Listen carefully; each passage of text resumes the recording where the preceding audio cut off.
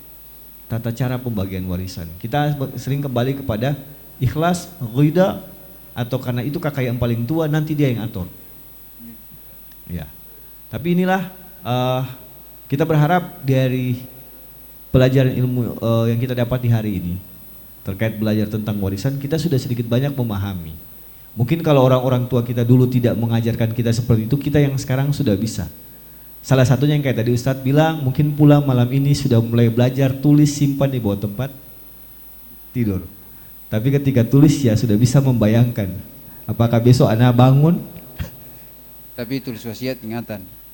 Yang mau itu tahu jaga akan bebas wasiat itu, ya. Misalnya hal-hal yang mengertilah sudah. Jadi kita sudah belajar. Jadi kalau belajar tulis wasiat itu sudah belajar juga. Besok pagi nih anak habis tulis, besok pagi anak bangun sih.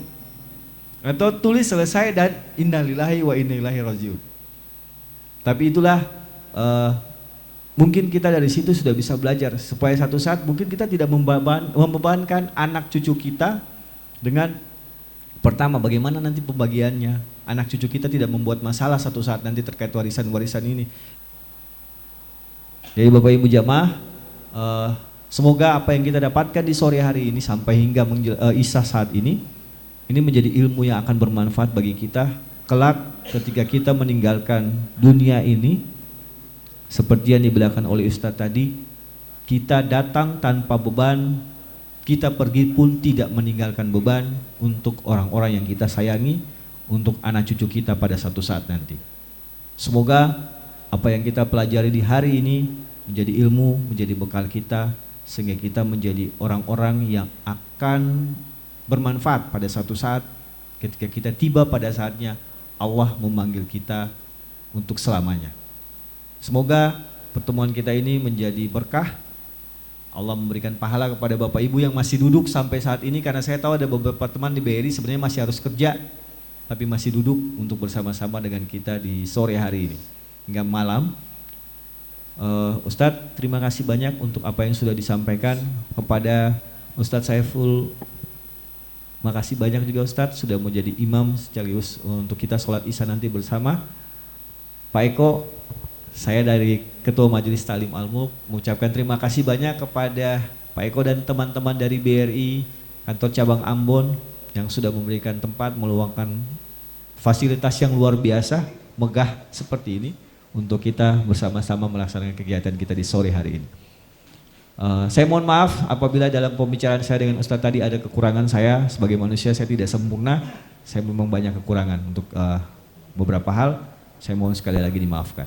Wabillahi taufiq wal hidayah. Wassalamualaikum warahmatullahi wabarakatuh. Untuk Bapak Ibu yang mau sholat isya